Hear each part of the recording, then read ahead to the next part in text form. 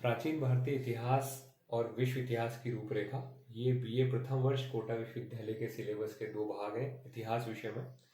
हम इसके पहले पार्ट यानी फर्स्ट पेपर प्राचीन भारतीय इतिहास को पढ़ने जा रहे हैं। उसका पहला जो यूनिट का जो स्टार्टिंग पॉइंट है प्राचीन भारतीय इतिहास के स्रोत, हम इसके बारे में पढ़ेंगे।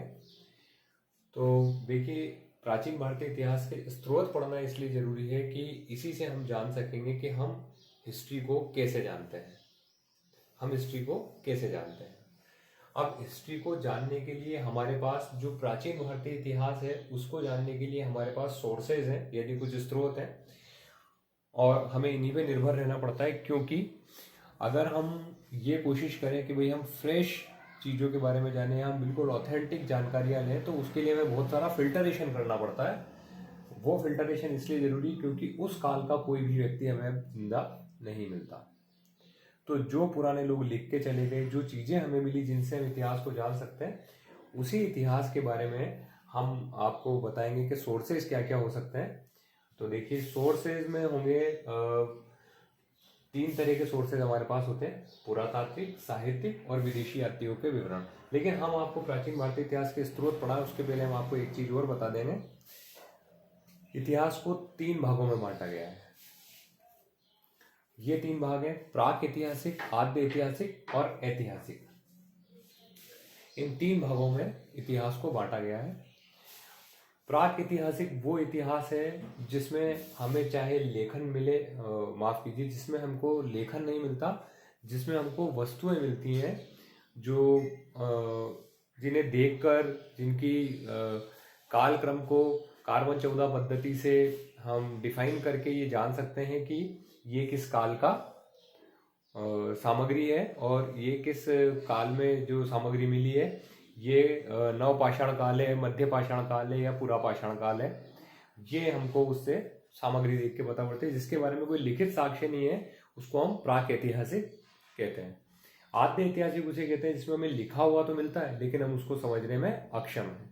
जैसे सिंधु सभ्यता के जो लेख मिले हमें, उन लेखों को अब तक हम पढ़ नहीं पाए, तो ये हमारे लिए है आद्य इतिहास। और तीसरा भाग है इतिहास।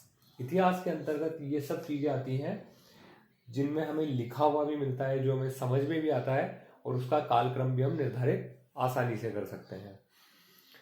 तो हम जो पढ़ने जा रहे हैं, ये तो रही इतिहास के 3 भागों की जानकारी, और अब हम पढ़ने जा रहे हैं भारतीय इतिहास के स्रोत, प्राचीन भारतीय इतिहास के स्रोत।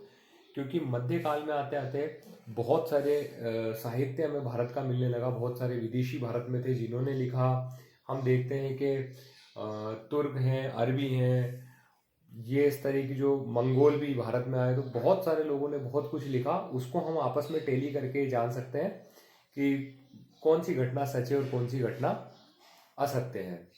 और आधुनिक भारत के बारे में तो ऐसे बहुत से लेखक हैं जो उस काल की घटनाओं को हमें सीधे सीधे बताए थे। और फिर इसके बाद आधुनिक काल में समस्या इसलिए भी नहीं आती कि सरकारी कागज जो हमें मिलते हैं, जिन्हें हम आर्काइव्स में, अभिलेखागारों में जाकर देखते हैं, उन अभिलेखागारों में जो सामग्री हमें मिलती है उससे हम टेली कर सकते हैं लेखकों को, कि लेखकों ने जो लिखा वो उस समय जो दर्ज किया गया था सरकारी रिकॉर्ड में, बस्तों में, वो एक समान है या नहीं।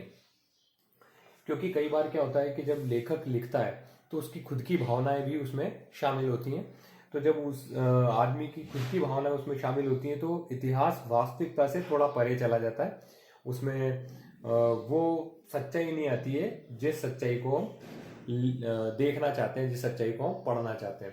तो इसीलिए जो रिकॉर्ड बस्ते अभिलेखागारों में मिलते हैं, उनके अंदर जो सरकारी कागज रखे हुए हैं उस काल के, उनसे हम उनको टेली कर लेते हैं कि भाई ये सही घटना दर्ज की गई है या नहीं की गई है।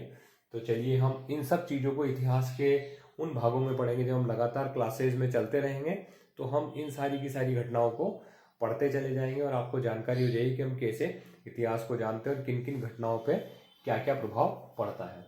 तो प्राचीन भारतीय इतिहास के स्रोत हमने लिए हैं। ये प्रश्न आपके 2 तरीके से आ सकता है, एक है बड़े प्रश्न के रूप में और एक है छोटे प्रश्न के रूप में। अगर आप ये चार्ट बना के आते हैं, तो ये मैंने पूरा का पूरा चार्ट तैयार किया है ताकि हम समय का सदुपयोग कर सकें, हमारे पास समय अभाव ना हो, इसलिए हमने ये तैयार कर दिया है। अब बस इसको हम आपको बताते जाएंगे और आप इसको समझते जाएं। तो देखिए 3 भागों में हमने बांटा है, पुरातात्विक, साहित्यिक और विदेशी यात्रियों के विवरण। हम पुरातात्विक स्रोतों की बात करते हैं तो पुरातात्विक स्रोतों में हम रख सकते हैं अभिलेख, मूर्तियां, सिक्के, चित्रकला, अवशेष और स्मारक भवन। अब ये सब चीजें क्या हैं ये हम आपको समझाते जाएंगे। साहित्य में हम रख सकते हैं धार्मिक साहित्य, धर्मेतर साहित्य, ये देखिए साहित्य में हम ये रख लेते हैं, विदेशी यात्रियों में ये है और पुरातात्विक में ये सामग्री है। साहित्यिक में होते हैं धार्मिक साहित्य और धर्मेतर साहित्य। धर्मेतर साहित्य यानी धर्म से इतर, इतर का मतलब होता है अलग, तो धर्म से हटकर जो साहित्य लिखा गया वो धर्मेतर साहित्य में आएगा। और धार्मिक साहित्य में जो धर्म से संबंधित साहित्य है, उस समय जब हम प्राचीन भारत की बात कर रहे हैं तो 3 मुख्य धर्म यहाँ थे, ब्राह्मण धर्म था, बौद्ध धर्म था और जैन धर्म था, जिसके बारे में आप सामान्य रूप से जानते हैं। पुरातात्विक में हम अभिलेखों की तरफ जाएंगे, हम मूर्तियों की तरफ जाएंगे, हम सिक्के देखेंगे, चित्रकला ने कैसे हमें समझाया ये हम देखेंगे, अवशेष किन्हें कहते हैं और अवशेष से हमें इतिहास के स्रोत को हम कैसे मानेंगे, कैसे जानकारी मिलती है, और कुछ स्मारक भवनों के बारे में जानेंगे। तो हमने इनको और डिफाइन करने की कोशिश की है। तो कुछ चीज़ें ऐसी हैं जो बोर्ड पर भी पूरी तरह से नहीं आ पा रही है और जिनको बहुत फैला के समझाना पड़ता है। तो अभी हम अपने इस पहले पार्ट में हम बात करेंगे इसके सिर्फ डायग्राम की कि इसके अंतर्गत आती क्या क्या चीज़ें हैं। और विदेशी यात्रियों के विवरण की तरफ हम जाएं तो 3 तरह के विदेशी यात्रियों के विवरण हमको प्राचीन भारत से जोड़ते हैं, जिसमें यूनान और रोम के लेखक, जिसकी हमने किताबें लिखी हुई हैं यहाँ पर, चीनी लेखक, 3 तरह के हमने चीनी लेखक लिखे हैं, और अरबी लेखक, जिनमें हमने 3 जो प्रमुख लेखक भारत में आए जिनका हमें मूल वर्णन मिलता है उसको हम देखेंगे विदेशी यात्रियों के विवरण में। तो चलिए सबसे पहले शुरुआत करते हैं पुरातात्विक से। पुरातात्विक का मतलब आप समझ ही गए, पुरा यानी पुराना और तात्विक यानी तत्व। पुराने तत्व जितने भी हमें मिले हैं उस काल के जो बिल्कुल समकालीन यानी एक समान काल के जो हमें मिले हैं उनको हम पुरातात्विक कहते हैं। पुरातात्विक में हम शुरुआत करेंगे अभिलेखों से, क्योंकि किसी भी घटना को देखकर समझने से ज़्यादा हमें इस बात को समझना चाहिए कि उस काल में जो कुछ लिखा गया वो सभी कुछ लिखा गया हम पढ़ लें और पढ़ के फिर हम उसको सिमिलर करके देखें दूसरी चीज़ों से, तो हमें समझ आता है कि कौन सी चीज़ कैसे मिली है। जैसे हम लोग पढ़ते हैं तो हम किताबें पढ़ लेते हैं तो हमें घटनाएं समझ आने लग जाती हैं, फिर उस संदर्भ में जो चीज़ें हमारे सामने आती हैं हम उसको तुरंत टैली करना शुरू कर देते हैं। तो अभिलेखों में देखिए हमने 3 तरह के अभिलेख लिए हैं। सबसे पहले अशोक के अभिलेख, जो मोस्ट इम्पोर्टेंट पार्ट है इतिहास का। जब हम अशोक के बारे में पढ़ेंगे तब हम अशोक के अभिलेखों के बारे में डिटेल से पढ़ेंगे। लेकिन अशोक के देखिए अब अभिलेख कोई भी लिखे, ये अभिलेख हमें कहीं भी किसी भी तरह के मिले हों, उन अभिलेखों के अंदर किसी भी तरह की घटना दर्ज की गई हो, उसमें कोई भी राज्य आदेश हो, उसमें किसी भी तरह की धार्मिक या अधार्मिक बात की गई हो, लेकिन उस काल के लोगों के जीवन के बारे में, उनकी सोच समझ के बारे में, समाज के रीति रिवाजों के बारे में, उस समय की संस्कृति के बारे में हमें जानकारी जरूर मिलती है, जो हमें अपनी भाषा से हमेशा मिल जाती है ना। तो हम अशोक के अभिलेखों के बारे में आप लोगों ने कॉमनली सुना होगा, आप इतिहास के विद्यार्थी हैं और हम सबको ये बात पता है कि अशोक के अभिलेख, अशोक के बारे में जानने के लिए, मौर्य काल के बारे में जानने के लिए हमारे पास प्रमुख स्रोत है। तो अशोक के अभिलेखों में जिस तरह की राजआज्ञा दी गई वो हमें समझाती है कि किस तरह का माहौल था उस समय और कौन कौन से प्रदेश अशोक के साम्राज्य के अंतर्गत आते थे। तो अशोक के अभिलेखों के बारे में हम ये कहेंगे कि वही वो सामाजिक और धार्मिक दोनों रूपों से हमारे लिए इक्विवेलेंट है, बिल्कुल बराबर है, इसलिए हमने अशोक के अभिलेख अलग किए। अभिलेखों का दूसरा भाग है निजी अभिलेख और तीसरा भाग है सरकारी अभिलेख। तो चलिए पहले हम निजी नहीं, पहले हम सरकारी अभिलेख की तरफ जाते हैं। सरकारी अभिलेख किसे कहते हैं? सरकारी अभिलेख उसे कहते हैं जिसके अंदर राज प्रशस्तियां आती हैं और भूमि अनुदान पत्र आते हैं, क्योंकि भूमि अनुदान पत्र सरकार जारी कर सकती है।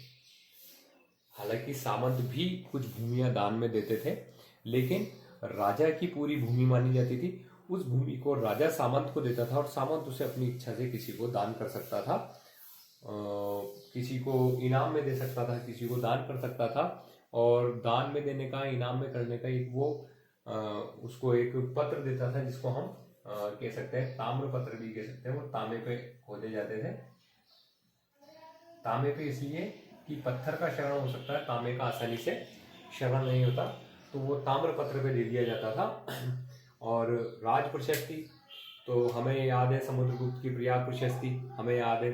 सातवाहनों का पूरा जितना इतिहास है वो सारा का सारा हमको उनकी प्रशस्तियों से ही पता पड़ता है। नासिक अभिलेख है, नानाघाट अभिलेख है, ये सारे के सारे जितने भी अभिलेख हैं ये सब राज प्रशस्ति में आते हैं। तो ये राजाओं की जय पराजय, उनका कोई और दान पुण्य, उनकी किसी तरह की संधि, युद्ध, विवाह, इनके बारे में जो वर्णन होता है। अब इसमें हमने प्रशस्ति इसलिए लिखा है कि भाई राजा जब ये राज आज्ञा खुलवाता था या ये अपने बारे में जो लेख छपते थे उसमें उस राजा का शासन होने के चलते उसके आलोचनाएं ना के बराबर होती थी। किसी लेख में ही किसी राजा के बारे में कोई सामान्य बात लिखी गई हो, वरना सब में प्रशस्तियां होती हैं। अब ये जरूर होता था कि जब कोई राजा किसी दूसरे राजा को जीतता था तो अपनी प्रशस्ति में अपनी तो प्रशंसा लिखेगा ही सही, इसीलिए ये प्रशस्ति है कि वो अपनी प्रशंसा लिखता था और दूसरे राजा के बारे में बताता था कि इस राजा को उसने पराजित किया है। जैसे हमने अभी सातवाहनों की बात की, तो हमको श्री शातकर्णी हुआ, गौतमीपुत्र शातकर्णी हुआ, तो हमें इनके जब नहपान को हराया गया गौतमीपुत्र शातकर्णी द्वारा, तो हमें उसके नासिक अभिलेख से इसके बारे में जानकारी मिलती है, इसमें उसकी प्रशंसा की गई है। और जिसके बारे में मैं बात कर रहा था उसके बारे में बताया नहपान, हम बता रहे हैं नहपान के बारे में। तो नहपान को उसने हराया था, तो नहपान की हार का और गौतमीपुत्र शातकर्णी की विजय का इसके अंदर उल्लेख है। उसमें बहुत सारी बातें कही गई हैं कि भाई ये सूर्य जैसा है, इसका प्रताप ये है और सबको हरा देने वाला है, तो इस तरह की बातें। तो ये राज प्रशस्ति सरकारी अभिलेख होते। भूमि अनुदान पत्र भी जब सरकार देती थी, हमने आपको बताया कि अगर सामंत भी देते थे तो ये भूमि अनुदान पत्र एक भाग था अभिलेखों में, सरकारी अभिलेखों का। अब आते हैं हम निजी अभिलेखों में। निजी अभिलेख होते थे मंदिर और मूर्तियां।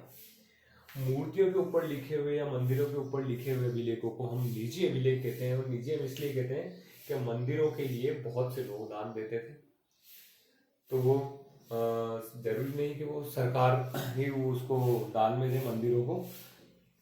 जो नगर के सेठ हुआ करते थे, कई बार कई यात्रियों ने, जैसे हम सूर्य मंदिर जानते हैं, सूर्य मंदिर को तेलियों की एक श्रेणी ने दान दिया था, तो वो सूर्य मंदिर का निर्माण हुआ, या निर्माण तो उसका था लेकिन उसके अंदर जो विकास कार्य हुआ, तो वहां पे हमें जो लेख मिलता है वो निजी अभिलेख में आता है। इस तरह से मंदिरों को दान देने की प्रथा थी और वहां पे लिखवा दिया जाता था कि ये इसी सन में इसी व्यक्ति ने अमुक राशि देकर इसका जीर्णोद्धार किया, और अगर राशि का वर्णन नहीं भी है तो वो इसने जीर्णोद्धार किया।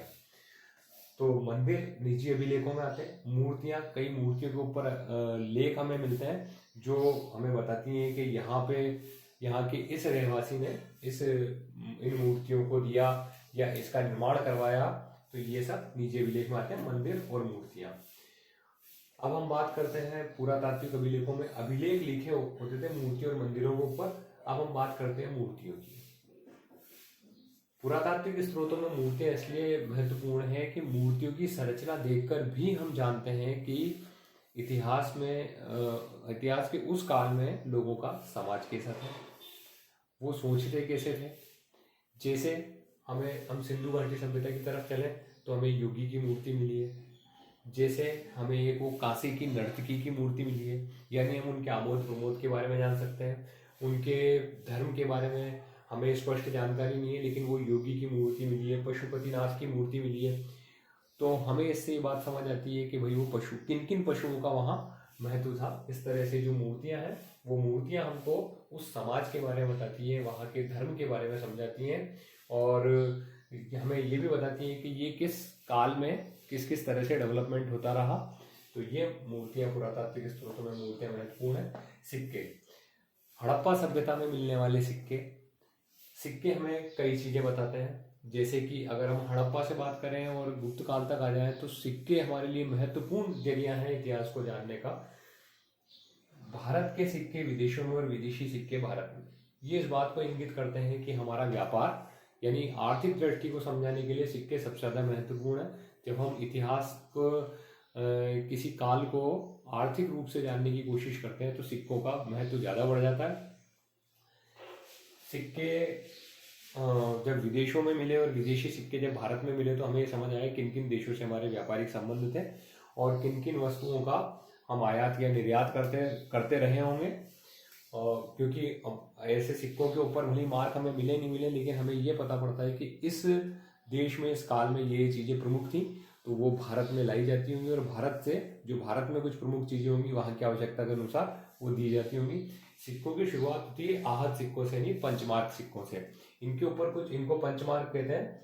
तो ये जो आहत सिक्के थे, इन आहत सिक्कों के ऊपर कुछ चिन्ह गुदे हुए होते थे। उन चिन्हों को हम समझ नहीं सके लेकिन हम उसको आहत सिक्के कहते हैं कि उन चिन्हों का अर्थ क्या है। तो ये सिक्के हमें इस तरह से जानकारी देते हैं और सिक्के धीरे धीरे बढ़ते रहे और गुप्त काल तक, हर्ष के काल तक हम सिक्के देखते हैं। अब सिक्कों से हमें आर्थिक स्थिति का पता ऐसे भी चलता है कि जहाँ पे जिस क्षेत्र में या जिस काल के हमें सिक्के मिलते हैं उन सिक्कों की हम क्वालिटी चेक करते हैं, उनमें धातु का प्रयोग देखते हैं। जैसे कि हमें शुरुआती सिक्के जो मिलते हैं मौर्य काल में, वो सिक्के हमको सामान्य धातु के मिलते हैं तो हमें ये बात समझ आ जाती है कि भाई इस समय आर्थिक स्थिति इतनी बेहतर नहीं थी। और जिस काल में हमें सोने के सिक्के मिलते हैं, जहाँ सोने की चांदी की मात्रा, ऐसी महंगी धातुओं की मात्रा जिन सिक्कों में ज़्यादा होती है, उन सिक्कों से हम अंदाजा लगाते हैं कि इस राज्य की आर्थिक स्थिति या इस शासक की आर्थिक स्थिति बहुत बेहतरीन थी। जब हमें मिक्स सिक्के मिलने लगते हैं उसी काल में आगे जाके तो हमें समझ आता है कि आर्थिक स्थिति का धीरे धीरे आर्थिक स्थिति में गिरावट आई। और अगर वो पूर्व काल में मिलते हैं तो हमें समझ आता है कि पहले इनकी आर्थिक स्थिति इतनी बेहतर नहीं थी और धीरे धीरे आर्थिक स्थिति बेहतर चली गई। तो हम उनकी विजयों का इतिहास भी इनसे समझ लेते हैं। जैसे नेहपान के जो सिक्के थे जिसके बारे में हम एक बार बात कर चुके हैं यहाँ पे प्रशस्तियों में, तो जो नेहपान के सिक्के थे उसको दोबारा ढलवाया गया गौतमीपुत्र सातकर्णी द्वारा। इससे हमको ये बात समझ आ जाती है कि नेहपान के ऊपर इसने विजय प्राप्त की होगी। वही प्रशस्ति में तो लिखा हुआ है ही सही, लेकिन हम नहीं कह सकते हैं किसी प्रशस्ति को पढ़ के कि ये बातें सही है या नहीं, है ना। गौतमीपुत्र सातकर्णी के प्रशस्ति में लिखा हुआ है कि उसने 3 समुद्रों का जल पिया है। 3 समुद्रों से हम समझते हैं बंगाल की खाड़ी, हिंद महासागर और अरब सागर, यानी कि उसने वहाँ तक के क्षेत्रों का दमन कर दिया था। अब उनको जीत के अपने राज्य में मिलाया या उनको माफ़ कर दिया। वहाँ से सिर्फ वो अपना हक जताता रहा कि भाई वहाँ से उसको जो भेंट मिलेगी उसी में वो संतुष्ट रहा और जिन राजाओं से उन्होंने जीता था उनको उसने वापस दे दिया। ये एक अलग हिस्सा हो जाता है कि मतलब ऐसा करते थे कई राजा और कई राजा ऐसा नहीं करते थे। जैसे समुद्रगुप्त ने किया था कि उसने जो दक्षिण की विजय की, वहाँ दक्षिण के राजाओं को उसने सिर्फ हरा के और वापस छोड़ दिया था। ये भी आपकी राजनीति का एक भाग था कि आप वहाँ तक संभाल के नहीं रख सकते उस क्षेत्र को, वरना फिर उत्तर भारत और दक्षिण भारत के इस संभालने के चक्कर में आपसे बहुत सारे क्षेत्र छूट जाते हैं और आपकी शक्ति, इन शक्ति और धन दोनों का व्यय होता है इन चीज़ों में। तो इसीलिए कई राजा इस नीति को अपनाते थे कि वो अधिकार करते जीतते थे और उन्हीं राजाओं को वापस दे देते थे और बस उनका एक नाम हो जाता था कि हमारा क्षेत्र यहाँ तक है। तो चलिए ये हम बात बाद में करेंगे, इतिहास में ये सारी चीज़ें आती रहेंगी। चित्रकला, हम अजंता एलोरा की गुफाओं के ऊपर चित्र देखते हैं। तो जिस तरह के शिकार करते हुए चित्र, जिस जीव का शिकार किया जा रहा है, तो हम इससे समझते हैं कि नवपाषाण काल, मध्य पाषाण काल, उत्तर पाषाण काल, पूरा पाषाण काल, ये सारे के सारे जो पाषाण काल है इसमें किस तरह से आदमी डेवलपमेंट करता रहे हम चित्र देख के, क्योंकि हमें हर चीज़ के बारे में लेखनी नहीं मिली है, हमें लिखा हुआ नहीं मिला है। तो चित्रकला में हम चित्रों से ये बात समझ सकते हैं। कई मंदिरों के ऊपर जो चित्र बनाए गए हैं तो हमें समझ आता है कि ये किस तरह की पॉलिश का इस्तेमाल किया जाता था, यानी डेवलपमेंट कितना था, केमिकली लोग कितने डेवलप थे, यानी कि वो रसायनों का प्रयोग कितने अच्छे से जानते थे कि उनके चित्र आज भी हमें साफ दिखाई दे जाते हैं। तो चित्रकला भी हमें दिखाई देती है और हमें इतिहास के स्रोत के रूप में एक महत्वपूर्ण हमारे पास जानकारी देती है कि डेवलपमेंट किन किन चीज़ों में हुआ, इंसान कैसे कैसे काम कर रहा था। ये सारे के सारे डेवलपमेंट हमें चित्रकला में मिलते हैं। अब हम अवशेष से पहले देखेंगे स्मारक भवन। स्मारक भवनों का मामला ये है कि जब हम किसी किसी चीज को जानने के लिए कई बार हमको स्मारक मिले हैं, कई भवन मिले हैं। जैसे हम स्मारकों में आपको बता दें कि जैसे अशोक के अभिलेख ही हमें उन स्तंभों के ऊपर मिलते हैं। तो ये हमें बताते हैं कि इसका शासन कहाँ कहाँ था। ये जो इसने अभिलेख लिखे हैं, ये कई इनके ऊपर स्तंभ लेख जो इसके हैं, शिलालेख, स्तंभ लेख, तो वो शिलालेख और स्तंभ लेख जहाँ जहाँ मिले हम समझ सकते हैं कि अशोक का शासन वहाँ वहाँ था। तो स्मारक भवन भी हमको ये समझाने के लिए बहुत इम्पोर्टेंट रोल निभाते हैं। अगर हम स्मारक और भवन को अलग अलग कर लें तो भी हमारा टॉपिक बिल्कुल एज इट इज बना रहेगा कि भाई स्मारक वो चीज़ है जो जैसे कुछ मंदिरों के अवशेष मिले हैं, और हम अवशेषों पे बाद में जाएंगे। कुछ मंदिर हमें ऐसे मिले हैं जो मिले हैं, स्तंभ हमें मिले हैं, हमें जो गुफाएं मिली हैं जिनके ऊपर अशोक के अभिलेख हैं, तो इस तरह के स्मारक हैं। राजाओं के जो महल रहे, जरूरी नहीं कि हम प्राचीन काल में हमारे पास 1206 तक का समय है, तो 1200 ईस्वी के लगभग 1206, 1190, 1180, 1170 हम पीछे भी जा सकते हैं, जहाँ पे हमें कई पुराने जो स्मारक मिले हैं, कई चीज़ें ऐसी बनी हुई हैं, छतरियाँ बनी हुई हैं, कई जगह मंदिर बने हुए हैं जो 10वीं, 11वीं, 12वीं शताब्दी के हैं। जैसे कि झालावाड़ का सूर्य मंदिर ही है। तो इस तरह के जो प्राचीन भवन है, इनसे हम जान सकते हैं डेवलपमेंट के बारे में, और हम जान सकते हैं किस राजा ने ये बनाया था, किस काल का था, और उस काल में ये जो भवन है वो हमें बताते हैं कि उन पे जो डिजाइन्स बनी हुई है वो डिजाइन्स क्या कहती हैं हमसे, कितने तरीके के अलंकरण थे, उन दरवाजों के अर्थ क्या थे। तो कुछ हमें पढ़ के और कुछ उन स्मारकों को देख के हम समझ पाते हैं कि इस तरह की चीजें बना करती थी, और अब जो हम देख रहे हैं वर्तमान में उनमें क्या परिवर्तन आ गया है। और दूसरी बात ये कि अगर हम देखें तो उनके वास्तुशिल्प को भी हम उसमें देख सकते हैं, और हम समझ सकते हैं कि जब हम सोचते हैं कि आज का जो आधुनिक युग है उससे उस प्राचीन युग में कितना अंतर था। हो सकता है वो प्राचीन युग और बेहतर रहा हो। जैसे कि हम अशोक के जो स्तंभ लेख देखते हैं उसके ऊपर एक पॉलिश है जिसको हम औपदार पॉलिश कहते हैं। तो वो जो पॉलिश है उस पर जो केमिकल लगा हुआ है वो अशोक के काल से लेके और अब तक वो ऐसे कैसे संरक्षित बने हुए हैं। उनके अंदर ना जंग है, ना कोई उनमें टूटन फूटन है। तो उसका कारण यही है कि भाई ये केमिकल किसी इस तरह की पॉलिश को ये जानते थे जिससे ये चीज़ें सालों साल सदियों तक ये टिकी रहे। तो इस तरह से जो स्मारक है ये हमको उनकी जीवन शैली के बारे में बताती है, उनके विज्ञान के बारे में बताती है, डेवलपमेंट के बारे में बताती हैं, और ये बताती है हमें कि उनके पास जो आर्ट था, जो कला थी, जिस तरह से उनका निर्माण किया जाता था, वो निर्माण किन किन पद्धतियों के आधार पर किया जाता था। और कई बार हमने देखा है कि जो बिल्डिंग्स बनी हुई है उन बिल्डिंग्स की संरचना इस तरह की है कि अंदर उनके अंदर रहने वाली चीज संरक्षित रहती थी। जैसे हम मंदिरों में देख लें तो बरसात से, धूल आंधी से, तूफान से, इनसे भी वो बिल्डिंग्स एज इट इज बनी हुई है, और अंदर जो सामग्री है या भगवान की मूर्तियां रखी हुई है, जो कुछ भी है उसके अंदर, उसको खराब नहीं होने दिया गया है। तो अभी जब हम बिल्डिंग्स बनाते हैं, बहुत सारे अच्छे से अच्छे मकान बनाते हैं, लेकिन फिर भी जब कभी बरसात होती है, कुछ हद से ज़्यादा बरसात होती है, तो फिर उसमें भी ये समस्या आती है जिसको हम पानी का आ जाना यानी चोना कहते हैं, कि भाई यहाँ तो पानी चो रहा है इसलिए दाग बन रहे हैं। तो वो उनकी बिल्डिंग्स से हम सोच सकते हैं कि उनके पास तकनीकी रूप से वो कितने स्ट्रांग थे। दूसरी बात, संरचना कुछ इस तरह की बनी होती थी कि वो पानी का कितना भी तेज बहाव हो, पानी को ठहरने नहीं देते थे, पानी निकल जाता था। तो स्मार्ट भवन है। अवशेषों से हमें बहुत पुराने काल के अवशेषों की हम बात कर रहे हैं। अगर हम बात कर रहे हैं तो हम देखते हैं कि कई जगह से हमें हड्डी और पत्थर के औजार मिले हैं।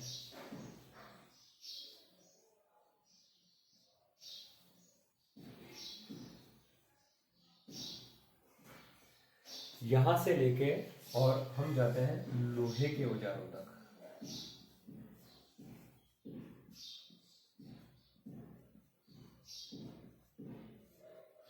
तो हड्डी के औजार, फिर पत्थर के औजार, फिर धातुओं में और धातुएं आती गई, फिर लोहे के औजार तक हम पहुंचे। यानी हम अगर मगध की बात करें तो मगध के उत्कर्ष का कारण ही था कि वहाँ लोहे की खानें थी। उन खानों से जो लोहा निकलता था, उस लोहे को गलाने के काम के बारे में हम जान सकते हैं कि भाई उनको गलाने का तरीका इनको याद था। और फिर उनसे जो लोहे के हथियार बने, तो लोहे की प्रचुरता होने के कारण, और देखिए हथियार ही नहीं, सिर्फ एक युद्ध नहीं, हम अलग अलग क्षेत्रों में देख सकते हैं कि जो शिल्पी थे, उन शिल्पों को जब तक वो लकड़ी से या पत्थर से या हड्डियों से जो काम किया करते थे, वो जब लोहे से होने लगा, तो लोहे की ये खासियत है धातु की कि वो पतली से होकर मजबूत होने तक दोनों तरह से काम करती है। तो इसी से उनकी आर्थिक समृद्धि बढ़ी। उनके पास एक शक्तिशाली सेना इसीलिए हो गई कि उनके पास हथियार भी लोहे से बने हुए थे, और उनके पास जो उनका शिल्प उद्योग था वो भी लोहे पे डिपेंड हुआ। तो लोहे की उनके पास कमी नहीं थी। उनके यहाँ से बनने वाली चीज़ों का उन्होंने निर्यात किया, और आवश्यक वस्तुएं और पैसा उनके पास आयात हुआ।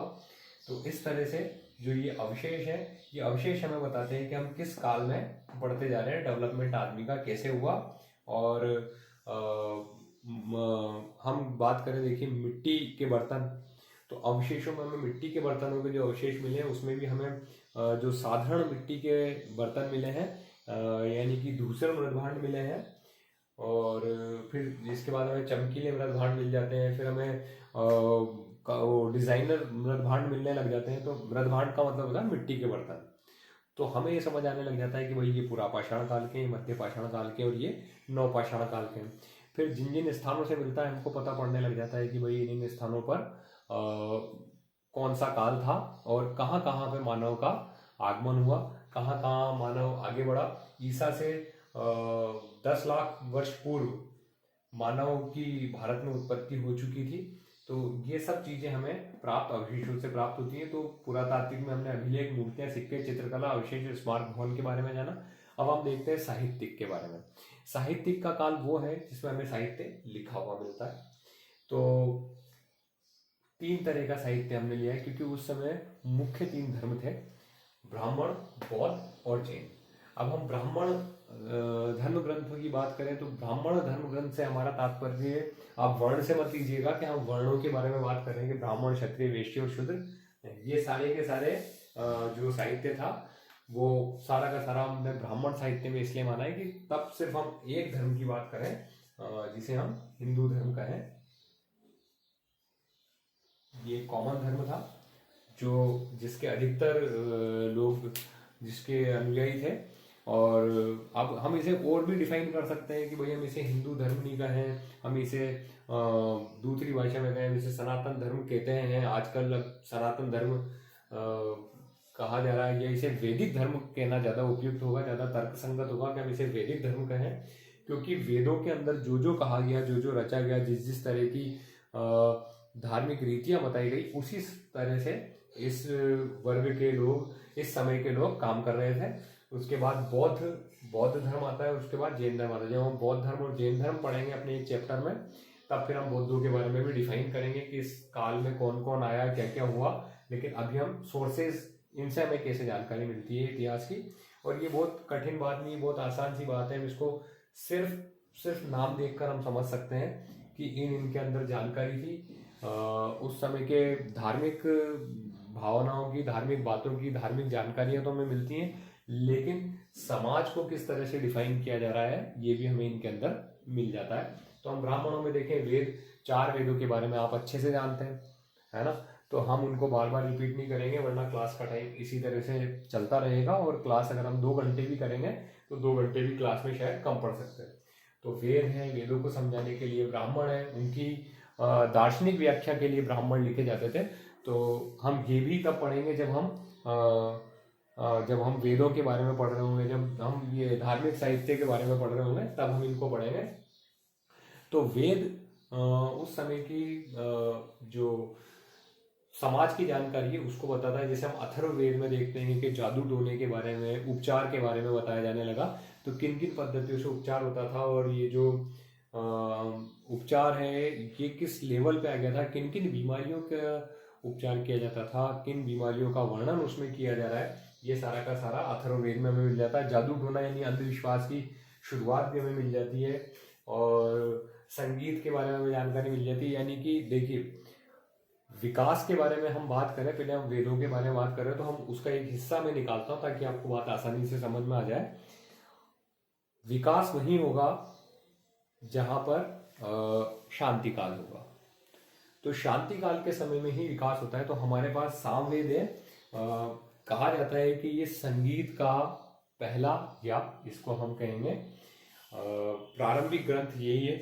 तो वही पहला ग्रंथ है सामवेद। तो हमने जाना कि शांति काल का समय था, विकास का समय था, इसी में जो पनपने वाली चीजें थी वो सामवेद है। और कहा जाता है जैसे स्वर निकले हैं माहेश्वर सूत्र से, वो जो शिव जी का डमरू था वो बजा और उससे माहेश्वर सूत्र, इसीलिए उसे माहेश्वर यानी शिव जी के सूत्र कहते हैं। तो वो ऐसे निकले। लेकिन चलिए ये कथाएं भी बाद में फिर। और तो वेदों ने हमें बताया कि क्या क्या धार्मिक आयोजन किए जाते थे। और आदमी देखिए, हम अगर ऋग्वेद की भी बात करें तो ऋग्वेद के अंदर हमें धर्म से संबंधित इतनी बात नहीं मिलती जितनी हमें समाज से संबंधित मिलती है ना। किन्हीं देवता का गया तो पशुचारी थे, कृषि प्रधान इतना नहीं था जितने वो पशुचारी थे। और इंद्र प्रमुख देवता है। अब कैसे देवताओं के अंदर परिवर्तन आता रहा, धार्मिक व्याख्याएं कैसे बदलती रही, ये सब हम वेदों से पढ़ते हैं। वेदों के अंदर जिन सामान्य बातों को लिखा गया, या वेदों को समझना हर किसी की बस की बात नहीं थी, या फिर उसके अंदर जो सामाजिक बातें लिखी हुई थी, उन सामाजिक बातों को, उन बातों को समझने के लिए ब्राह्मण लिखे गए। कि ब्राह्मणों ने उनकी दार्शनिक व्याख्या है। लेकिन ये दार्शनिक व्याख्या, दर्शन को समझना आसान नहीं होता। इनमें भी हमें समाज का सोच के बारे में पता पड़ता है, डेवलपमेंट के बारे में पता पड़ता है कि किस तरह से धीरे धीरे चीज़ों को डिफाइन किया जा रहा है और लोगों को किस प्रवृत्ति से किस प्रवृत्ति की ओर ले जाया जा रहा है। फिर आते हैं उपनिषद। तो उपनिषद उनकी और अच्छी दार्शनिक व्याख्या है। जो उपनिषद का मतलब है समीप बैठना, गुरु के समीप बैठने के लिए कहा गया कि गुरु अपने समीप बैठ के ज्ञान देंगे। तो ज्ञान यानी इन उपनिषदों को पढ़ने से जो हमें ज्ञान प्राप्त होता है वो उपनिषदों के अंदर है। फिर है वेदांग। वेदांग के अंदर है ज्योतिष है, कल्प है, छंद है, निरुक्त है, व्याकरण है, और एक का मैं अभी इस समय नाम मिस कर रहा हूँ। ज्योतिष, छंद, निरुक्त, कल्प, व्याकरण। और चलिए कोई बात नहीं, हम अगले हिस्से में आपको ये भी बता देंगे। मेरे बस दिमाग में पीछे की तरफ तो ये 6 वेदांग है, वेदांग 6 हैं, है ना। तो इनमें से 5 के नाम मैंने आपको भी बता दिए, छठा मेरे दिमाग से स्लिप हो रहा है। तो हम जब भी अब आपकी फिर नेक्स्ट क्लास लेंगे तो उसके अंदर हम वेदांग का वो छठा भाग भी बता देंगे। महाकाव्य, आपको याद है हमारे पास 2 महाकाव्य हैं, रामायण और महाभारत। तो कहा जाता है कि महाभारत रामायण से भी पहले लिखनी शुरू हुई थी और रामायण के बहुत बाद तक लिखी जाती रही। खैर, हमारा काम है स्त्रोत के बारे में, महाकाव्य को समझना। तो उसमें समाज का पूरा वर्णन है। भाई जिन्होंने रामायण और महाभारत देखी वो समझ सकते हैं कि उसमें समाज के बारे में बताया गया। देखिए रामायण के अंदर हमें वर्ण भी मिलते हैं, ब्राह्मण, क्षत्रिय, वैश्य और शूद्र, हमें सभी तरह के वर्ण मिलते हैं। जैसे जो श्री राम भगवान हैं, रामायण के मूल नायक जो हैं, उनके बारे में हमें पता है कि वो क्षत्रिय थे। और वो जिन ऋषियों की सेवा के बारे में बताया गया है वो सारे ब्राह्मण बताया गया है। तो ब्राह्मण किस तरह से पूज्य थे समाज में, अब धीरे धीरे वर्णों में क्या मजबूत स्थिति आती जा रही थी, ये हमें रामायण के अंदर मिलता है। महाभारत में किस तरह से साम्राज्य को लेके, धन को लेके, जमीन को लेके किस तरह से युद्ध हुआ, नीतियों की क्या बातें की गई, ये सारी की सारी हमें महाभारत में दिखाई देती है। तो ये दोनों महाकाव्य समाज का बहुत विस्तृत विवरण हमारे सामने प्रस्तुत करते हैं। बहुत विस्तृत रूप में ये हमें बताते हैं कि भाई किस तरह से समाज चल रहा था उस समय, कौन कौन से प्रांत थे, प्रदेश थे, उनके नाम हमें रामायण और महाभारत में मिलते हैं, जिससे भी हमें जानकारी मिलती है। फिर आते हैं हम पुराणों की तरफ। पुराण बहुत बाद तक लिखे गए, यहाँ तक कि आधुनिक भारत के समय में भी पुराणों की रचना की गई। तो 18 पुराणों को विशेष महत्व दिया गया है। तो हम ये सारी चीज़ें बाद में पढ़ेंगे क्योंकि हमारी वीडियो की लेंथ बढ़ती चली जाएगी। और एक क्लास जितना समय होता है हमारे पास, हमारे समझने की क्षमता, हमारे समझने की क्षमताएं धीरे धीरे प्रभावित होने लगती है और हम बातों को इतना अच्छे से नहीं समझ सकते। तो हम इस थकान से बचेंगे। हम हर वीडियो में आपको चैप्टर के हिस्से देते जाएंगे ताकि आप उन्हें अच्छे से समझ लें। अब आते हैं हम बौद्ध ग्रंथों में। तो इसमें मुख्य देखिए त्रिपिटक, जातक कथा और दूसरे बौद्ध ग्रंथ। तो त्रिपिटक कहा जाता है सुत्त पिटक, विनय पिटक और अभिधम पिटक को। महात्मा बुद्ध के महापरिनिर्वाण के बाद इन तीनों की रचना हुई। सुत्त पिटक में महात्मा बुद्ध के बातों को लिखा गया है, विनय पिटक में उनकी दार्शनिक व्याख्या है, और अभिधर्म पिटक में उनके नियमावली है पूरी की पूरी। तो ये 3 पिटक है जिनसे हमें बौद्धों के बारे में जानकारी मिलती है, समाज का दर्शन मिलता है, हमको ये पता पड़ता है कि वो किन किन नियमों को मानते थे, महात्मा बुद्ध ने क्या कहा, किस बात को निषेध किया, ये सब हमें त्रिपिटक में जानने से मिलता है। जातक कथाएं महात्मा बुद्ध के पूर्व जन्म की कथाएं हैं जो बाद में लिखी गई, लेकिन उसके अंदर जो कहानियां दी गई हैं वो नैतिकता का आदर्श दिखाती हैं और वो बताती हैं कि महात्मा बुद्ध ने किस तरह से हर जन्म में महात्मा बुद्ध किस तरह से वो अवतार के रूप में है, मतलब वो बहुत महान व्यक्ति हैं, तो उन्होंने क्या क्या कार्य किए अपने हर जन्म में, तो ये जातक कथाएं में दिखाती है। लेकिन उन जातक कथाओं से हमारे स्रोत का सबसे बड़ा लाभ हमें ये मिलता है कि वो बुद्ध के जन्म से पूर्व के समाज का हमको दर्शन देती हैं, दिखाई देती है ना। दर्शन से मतलब हमारा फिलॉसफी नहीं है, दर्शन देती है यानी हमें दिखाती है कि समाज किस किस तरह का था। अन्य बौद्ध ग्रंथों में महावंश, दीपवंश है और मिलिंदपनो है, दिव्यावदान है, आर्य मंजूषी, मूल कल्प है। अब महावंश और दीपवंश श्रीलंका में लिखे हुए ग्रंथ हैं, श्रीलंका के ग्रंथ हैं। तो ये महावंश और दीपवंश भी भारत के बारे में हमें जानकारी देते हैं। तो इसमें बहुत सारे आख्यानों से हमें ये समझ आता है कि किस किस तरह की सामाजिक संरचना थी। हालांकि देखिए इसमें बहुत सारी ऐसी कथाएं, ऐसी बातें हैं जो हमें अतिरंजित लगती हैं या कपोल कल्पित लगती हैं, लेकिन फिर भी जब हम फिल्टर करते हैं तो महावंश और दीपवंश भी हमारे लिए महत्वपूर्ण हो जाते हैं क्योंकि उस काल के ग्रंथ हैं, है ना। तो मिलिंदपनो एक दार्शनिक ग्रंथ है। मिलिंद यानी मिनेंडर और नागसेन के बीच का वार्तालाप है, दर्शन है बौद्ध धर्म को समझाने का। तो उन बहुत सारी बातों से हमें समझ आता है कि बौद्ध धर्म का विस्तार कहाँ कहाँ हो रहा है और कौन विदेशी भारत में इस समय हैं और समाज के अंदर इस समय क्या चल रहा है, ये मिलिंदपनों से हमें जानने को मिलता है। इसी तरह आर्य मंजूषी, मूल कल्प, दिव्यावदान है। तो ये सारे के सारे बौद्ध साहित्य हमें ये बात समझाते हैं कि समाज में क्या था, धर्म, अर्थ और सामाजिक जीवन, आर्थिक जीवन, अर्थ हमने बोल दिया, आर्थिक जीवन, सामाजिक जीवन, सांस्कृतिक कल्चरली हम किस तरह से डेवलप कर रहे थे अपने आप को, या कल्चरली हमारे पास क्या क्या था उस समय। इसी तरह जैन है, जैनों में देखिए 12 अंग, 12 उपांग, 6 छेद सूत्र, 4 मूल सूत्र, 1 अनुयोग द्वार। इन सबको वापस इसी तरह से रिपीट करने की जरूरत नहीं है कि इनके अंदर ये था, इनके अंदर ये था। ये सारे के सारे वो प्रमुख ग्रंथ हैं, बस मैंने आपको नाम इसलिए लिख दिए हैं सारे के सारे कि आपको याद रहे कि बौद्धों में क्या है और जैनों में कौन कौन से ग्रंथ महत्वपूर्ण है। तो 12 अंग है, 12 उपांग है, 6 छेद सूत्र है, 4 मूल सूत्र है, 1 अनुयोग द्वार है। ये सारे जैन धर्म के विस्तार के बारे में बताते हैं, उसकी महानता के बारे में बताते हैं, उसमें आने वाले आचार्य श्रमणों के बारे में बात करते हैं, ये कल्चर के बारे में बात करते हैं। लेकिन ये कुछ कहानियों से, कुछ घटनाओं से बताते हैं। अगर आप जैसे कि हम अगर एक एग्जाम्पल सेट करें तो हम ले सकते हैं जोधपुर का नाकोड़ा मंदिर है, नाकोड़ा भैरव जी का मंदिर है। तो वहाँ पे जब आप जाएंगे तो उस मंदिर में ऊपर की तरफ बहुत सारे चित्र बने हुए हैं। तो उस जैन मंदिर के अंदर जो चित्र बने हुए हैं उसमें आप देखेंगे कि बहुत सारी घटनाएं श्री कृष्ण भगवान से, श्री राम भगवान से रिलेटेड है।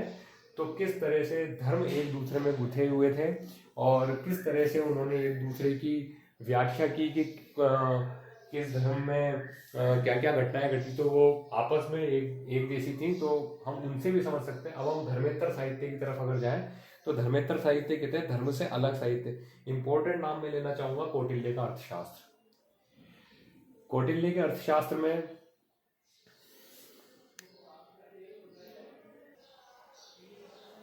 कौटिल्य के अर्थशास्त्र की हम बात करें तो कौटिल्य के अर्थशास्त्र को अगर हम देखें तो कौटिल्य के अर्थशास्त्र में उस मौर्य काल की राजनीति के बारे में हमें बहुत सारी जानकारी मिल जाती है।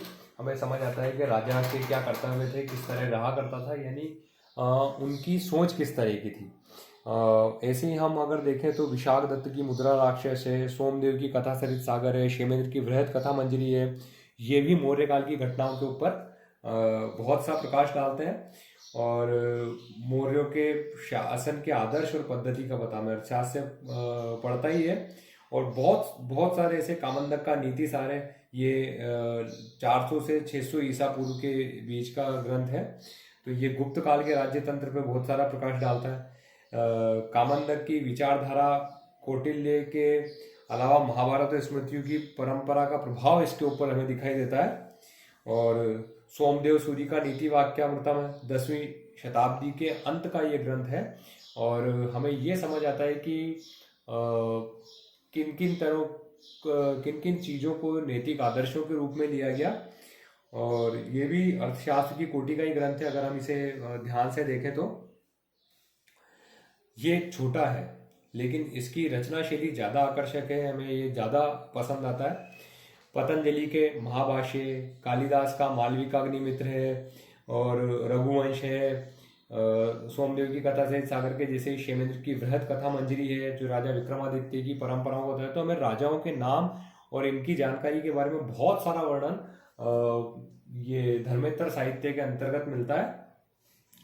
गुप्त काल के बाद की अगर हम बात करें तो बाण भट्ट की हर्षचरित है जो हर्षवर्धन के काल की जानकारी हमें देता है।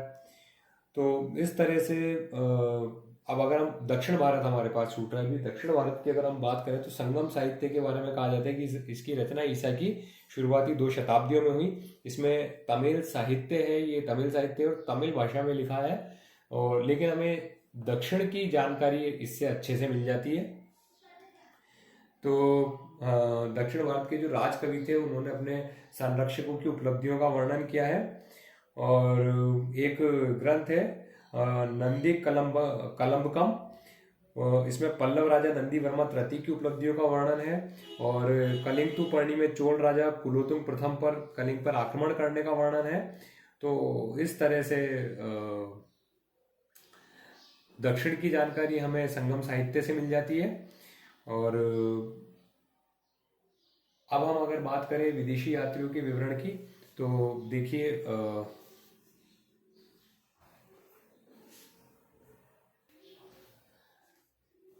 यूनान और रोम के लेखक अगर हम देखें तो देखिए इंडिका मेगास्थनीज की इंडिका है।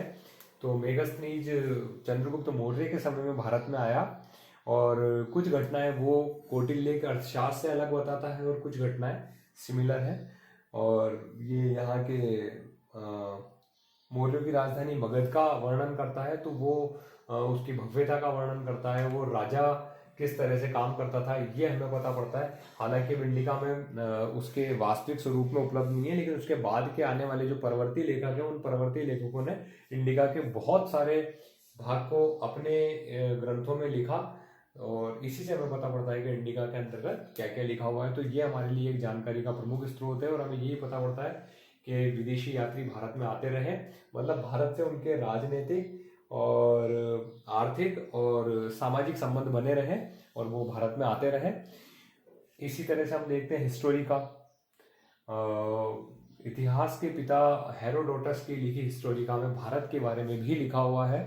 तो हमें उनसे भी जानकारी मिलती है कि जिस समय हेरोडोटस ने हिस्टोरिका लिखी उस समय भारत के बारे में यूनानी लोग क्या सोचते थे, किस तरह का उनके हमारे साथ संबंध थे, उनके कल्चर में और भारत के कल्चर में उन्होंने क्या अंतर बताया है, हमारे राजनीतिक और आर्थिक जीवन के बारे में वो क्या जानकारी देते हैं।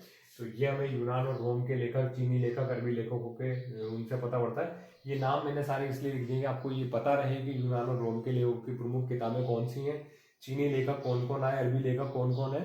तो इनके ग्रंथ थोड़े ज़्यादा हैं या जिनके बारे में बहुत स्पष्ट जानकारी नहीं है, उन्हें हमने ऐसे लिखा है।